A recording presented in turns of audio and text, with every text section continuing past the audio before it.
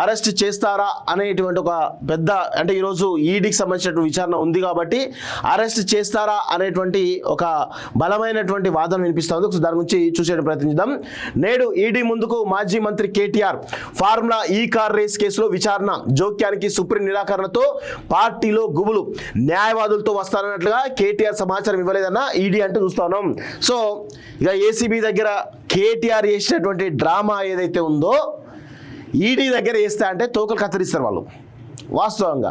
ఎందుకు అంటే మేము లాయర్లను తీసుకొస్తాం, ఆ ఈడీ దగ్గర పోయి హల్చల్ చేస్తాం, అది చేస్తాం ఇది చేస్తామని అంటే కుదరదు.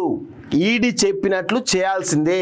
కవిత అంత పెద్ద ఎత్తున 4-5 సార్లు విచారణకు పోతేనే ఎవరిని అనుమతించలేదు, లాస్ట్కు అనుమతించడం జరిగింది.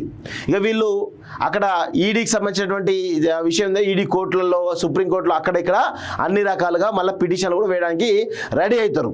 ఇక కేటీఆర్ ఇక మీరు అబ్జర్వ్ చేయండి, ఏసీబీ ఆఫీస్ ముందు ఎంత పెద్ద ఎత్తున హల్చల్ చేసినామని చూసినాం. ఏసీబీ ఆఫీస్ ముందు పోయి నేను లాయర్లతోనే వస్తా లేకపోతే రాను అని డ్రామాలు ఆడిండు. ఆ తర్వాత నేను అసలు లాయర్లతో లేకపోతే విచారణకు రానని చెప్పేసి అన్నాడు. ఆ తర్వాత హైకోర్టు ఏం చెప్పి హైకోర్టులో పిటిషన్ వేసిండు, నేను లాయర్ని తీసుకెళ్తే నాకు పర్మిషన్ ఇవ్వని చెప్పేసి హైకోర్టులో పిటిషన్ ఇస్తే లాయర్కు అనుమతి లేదు, కేవలం ఒక లాయర్ను మాత్రం తీసుకునే అవకాశం ఉంటుంది, అది కూడా విచారణ గదిలోకి అవకాశం లేదు, దూరం నుంచే అద్దం నుంచి చూడాలని చెప్పేసి చాలా క్లియర్గా చెప్పడం జరిగింది. సో దానికి కేటీఆర్ ఏం చేసిండు, ఒక లాయర్ తీసుకొని పోయిన తర్వాత బయటకు వచ్చిన తర్వాత రేవంత్ రెడ్డి ప్రశ్నల్ని ఏసీబీ వాళ్ళు అడిగిర్రు అని చెప్పేసి బయటకు వచ్చి ఏదో బుకాయించే ప్రయత్నం చేసిండు. సో ఇదంతా చేసిండు కదా.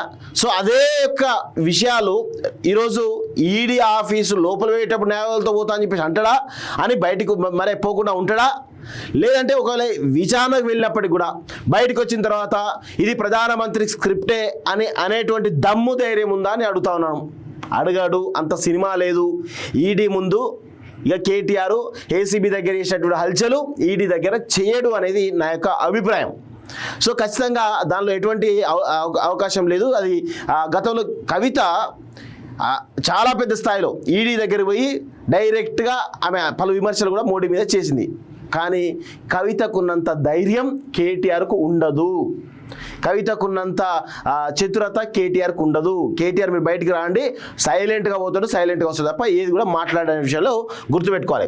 ఫార్ములా ఈ కార్ రేస్ కేసులో బీఆర్ఎస్ వర్కింగ్ ప్రెసిడెంట్ మాజీ మంత్రి కేటీఆర్ గురువారం ఎన్ఫోర్స్మెంట్ డైరెక్టరేట్ ముందు విచారణకు హాజరు కానున్నారు. ఇదే కేసులో ఏటుగా ఉన్నటువంటి ఐఏఎస్ అధికారి నాటి పురపాలక శాఖ ప్రత్యేక కార్యదర్శి Arvind Kumar, HMDA chief BLN రెడ్డిలను ఈడీ అధికారులు ఇప్పటికే ప్రశ్నించారు. అయితే ఏవన్గా ఉన్నటువంటి కేటీఆర్ను ఈడీ ఏం అడగనుంది? విచారణ నేపథ్యంలో ఆయనను కేవలం ప్రశ్నించి ఇంటికి పంపుతారా లేదంటే అరెస్ట్ చేస్తారా అన్న దానిపై బీఆర్ఎస్ శ్రేణుల్లో టెన్షన్ నెలకొంది. ఈ కేసులో కేటీఆర్ 9న ఏసీబీ విచారణకు హాజరైన విషయం తెలిసిందే. అయితే ఏసీబీ అధికారుల ప్రశ్నలకు సమాధానాలు ఇచ్చి సాయంత్రానికి కేటీఆర్ తిరిగి రావడంతో గులాబీ శ్రేణులు సంబరాలు చేసుకున్నాయి. కానీ ఏసీబీ నమోదు చేసినటువంటి ఎఫ్ఐఆర్ రద్దు చేయాలంటూ కేటీఆర్ హైకోర్టులో పిటిషన్ తిరస్కరించడంతో దీంతో ఆయన సుప్రీంకోర్టు అసెంబ్లీగా జోక్యానికి ధర్మాసనం కూడా తిరస్కరించింది. అది ఎదురు దెబ్బ తగిలినట్లయింది. సుప్రీంకోర్టులో వేసిన పిటిషన్ కూడా కేటీఆర్ తరపు న్యాయవాదులు వెనక్కి తీసుకోవడంతో అసలు ఏం జరగబోతున్న ఉత్కంఠ పార్టీ వర్గాల్లో నెలకొంది. పైగా ఏసీబీ మరోసారి కేటీఆర్ను ప్రశ్నించే అవకాశం ఉందని ప్రచారం జరుగుతుండడంతో ఈడీ ఏసీబీ ఎటువంటి చర్యలు తీసుకుంటాయన్న ఆందోళన నెలకొంది. ఈడీ విచారణ తర్వాత అరెస్ట్ చేస్తారా, ఫార్ములా ఈ రేస్ నుంచి పార్టీ వర్కింగ్ ప్రెసిడెంట్ బయటపడతారా లేదా అన్న చర్చ గులాబీ శ్రేణుల్లో జరుగుతుంది. హెచ్ఎండిఏ నిధులను కేటీఆర్ సొంతానికి ఏమి వాడుకోలేదని, ఫార్ములా ఈ వ్యవహారంలో అవినీతి జరగలేదని బీఆర్ఎస్ నేతలు అంటున్నారు. ఈ కేసు నుంచి బయటపడతారని ధీమా వ్యక్తం చేస్తున్నారు. ఇదిలా ఉండగా విచారణకు న్యాయవాదితో వస్తారంటూ కేటీఆర్ నుంచి తమకు ఎలాంటి సమాచారం లేదని ఈడీ వర్గాలు తెలిపాయంటూ ఒకరు చూస్తాను. సో ఇక్కడ చాలా విషయాలు ఏంటంటే అసలు కేటీఆర్ హెచ్ఎండిఏ నిధులను కేటీఆర్ సొంతానికి వాడుకోలేదు అని చెప్తా ఉన్నారు కదా. కేటీఆర్ ఏం చేసిండు? ఒక మంత్రిగా ప్రమాణ స్వీకారం చేసిండు. ఈ భారత రాజ్యాంగాన్ని అనుసరించి కానీ ఈ భారత రాజ్యాంగ శాసనాలను అనుసరించి కానీ నేను పరిపాలిస్తా, ఇలాంటి వాటికి లొంగను, ప్రలోభాలకు లొంగని చెప్పేసి ప్రమాణ స్వీకారం చేస్తాడు. రాజ్యాంగం మీద ప్రమాణ స్వీకారం చేసి మరి చెప్తాడు. ఈరోజు ఆ శాసనాలను ఉల్లంఘించి ఈరోజు హెచ్ఎండిఏ నిధులను విదేశాలకు తరలించిండు అనేది ప్రధానమైనటువంటి అభియోగం కేటీఆర్ పైన. అంటే రాజ్యాంగ ప్రమాణ పత్రం ఏదైతుందో దాన్ని ఉల్లంఘించిండు కాబట్టి ఇది చాలా సీరియస్ క్రైమ్ అనేటువంటి విషయంలో అందరూ గుర్తుపెట్టారు. అందుకే మీరు చూడండి చాలా కేసులలో హైకోర్టు కానీ సుప్రీంకోర్టు కానీ కొంతమేర వెసులుబాటు ఇస్తుంది. కానీ ఇక్కడ రాజ్యాంగ ప్రమాణ పత్రం ఉల్లంఘించింది కాబట్టి ఇటు హైకోర్టు కానీ అటు సుప్రీంకోర్టు కానీ ఏ న్యాయస్థానం కానీ ఖచ్చితంగా ఈ విషయంలో రాజ్యాంగ ప్రమాణ పత్రం ఉల్లంఘించిన విషయంలో ఎటువంటి జోక్యం కూడా చేసుకోదు. ఖచ్చితంగా చాలా సీరియస్ యాక్షన్ తీసుకోమనే చెప్తుంది. సో కేటీఆర్ అక్కడ డబ్బులు తీసుకున్నానని కాదు, డబ్బులు తీసుకున్నారా లేదా అనేది విచారణ తేలుతుంది. కానీ ఇక్కడ రాజ్యాంగానికి వ్యతిరేకంగా శాసనాలకు వ్యతిరేకంగా ఉల్లంఘించి ఈరోజు పరిపాలన చేసింది కాబట్టి ఆయన పైన ఈ అభియోగాలు మోపైనాయని చెప్పేసి మనం చాలా స్పష్టంగా చెప్పొచ్చు. ఇది అందరూ కూడా గుర్తుపెట్టుకోవాల్సిన అంశం. డిస్మిస్ చేయలేదు బీఆర్ఎస్ లీగల్ సెల్ అట, డిస్మిస్ చేయలేదు నాయన, అది చెయ్యదు. మీరు అవకాశాన్ని ఆ జడ్జి మీకు ఒక అవకాశం ఇచ్చిండు, మరి విత్డ్రా ఎందుకు చేసుకున్నారు? మీరు డిస్మిస్ చేస్తారని తెలిసే విత్డ్రా చేసుకున్నారు కదా. ఆ అవకాశం ధర్మాసనం ఇస్తుంది కదా, అది అందరికీ తెలిసిన విషయమే కదా. మీరు ఎందుకు కప్పిపుస్తూ ఉన్నారు? అంటే లీగల్ సెల్ అయితే ప్రజలకు ఏం తెలియదు అనుకుంటున్నారా? ఏం చేస్తున్నారో ఏందో అర్థం కాని పరిస్థితి కనబడుతోంది.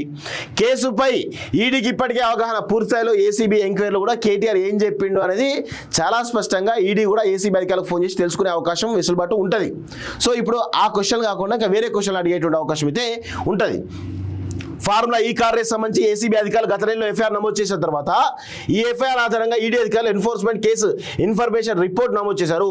కేటీఆర్ తదితరులపై ప్రివెన్షన్ ఆఫ్ మనీ లాండరింగ్ యాక్ట్తో పాటు ఫారిన్ ఎక్స్చేంజ్ మేనేజ్మెంట్ యాక్ట్ కింద ఈడీ అధికారులు దర్యాప్తు జరుపుతున్నారు. హెచ్ఎండిఏ జనరల్ ఖాతా నుంచి విదేశీ కంపెనీ అయినటువంటి ఫార్ములా ఈ ఆపరేషన్స్ కు 2 విడతలుగా దాదాపు 46 కోట్ల విదేశీ కరెన్సీ రూపంలో చెల్లించడంతో ఈ దర్యాప్తు జరుగుతుంది. ఈ చెల్లింపుకు సంబంధించిన ఇన్వాయిస్లు ఎఫ్ఈఓ నుంచి అందిన తర్వాత అరవింద్ కుమార్ కేటీఆర్ నుంచి వచ్చిన ఆదేశాల మేరకు తాను ప్రొసీడింగ్ ఆర్డర్ ఇచ్చానని బిఎల్ రెడ్డి ఇప్పటికే ఈడీ విచారణలో అంగీకరించని తెలుస్తోంది. కేటీఆర్ కు సుప్రీంకోర్టులో చుక్కెదురు, ఫార్ములా ఈ కేసులో క్వాష్ పిటిషన్ కొట్టివేత అంటూ చూస్తాను. మాజీ మంత్రి బీఆర్ఎస్ వర్కింగ్ ప్రెసిడెంట్ కేటీఆర్ కు సుప్రీంకోర్టులో ఎదురు దెబ్బ తగిలింది. ఫార్ములా ఈ కార్ రేస్ లో ఈడీ ఏసీబీ విచారణకు హాజరు కావాల్సిందన్న హైకోర్టు ఆదేశాల విషయంలో తాము జోక్యం చేసుకోవాలని సుప్రీంకోర్టు పేర్కొంది. ఈ కేసులో తనపై నమోదైన ఎఫ్ఐఆర్ రద్దు చేయాలంటూ కేటీఆర్ చేసిన అభ్యర్థనకు హైకోర్టు నిరాకరించడం, దీంతో ఆయన సుప్రీంకోర్టు ఆశ్రయించి తెలిసిందే. అయితే ప్రస్తుత దశలో తాము జోక్యం చేసుకోమని సుప్రీంకోర్టు న్యాయమూర్తులు justice Bera Trivedi, justice PB వర్లేతో కూడిన ధర్మాసనం బుధవారం స్పష్టం చేసింది. దీంతో కేటీఆర్ తన క్వాష్ పిటిషన్ ఉపసంహరించారు.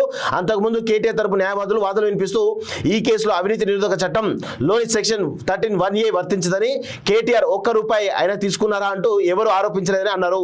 ఏసీబీ ఎఫ్ఐఆర్ లో పేర్కొన్న అంశాలు విధానపరమైనటువంటి లోపాలకు సంబంధించినవని వారు చెప్పారు. ఇది పూర్తిగా రాజకీయంగా కక్ష సాధింపు కేసుగా అభివర్ణించారు. ఫార్ములా ఈ రేసుల ద్వారా రాష్ట్ర గత ఏడాది 700 కోట్లు ఆర్జించారని తెలిపారు. సో అన్ని ఇవే అబద్ధాలు చెప్తారు, దానికి ఒక్క ఎవిడెన్స్ కూడా ఉండదు. సరే, ఇక కేటీఆర్ సంబంధించినటువంటి విషయంలో ఆయన అడ్డంగా సుప్రీంకోర్టులో కానీ హైకోర్టులో కానీ ఆయనకు ఎదురు దెబ్బ తగిలింది కాబట్టి ఆయన అడ్డంగా బుక్ అయ్యిండు. ఇక తర్వాత జరిగేటువంటి పరిణామాలు ఏ విధంగా ఉంటాయనేది తెలుస్తాయి. ఎందుకంటే ఒక ప్రజాప్రతినిధిని అరెస్ట్ చేయాలంటే ఖచ్చితంగా అన్ని ఆధారాలు చూపించిన తర్వాతనే అరెస్ట్ చేస్తారు, అన్ని ఆధారాలు సేకరించిన తర్వాతనే అరెస్ట్ చేస్తారు.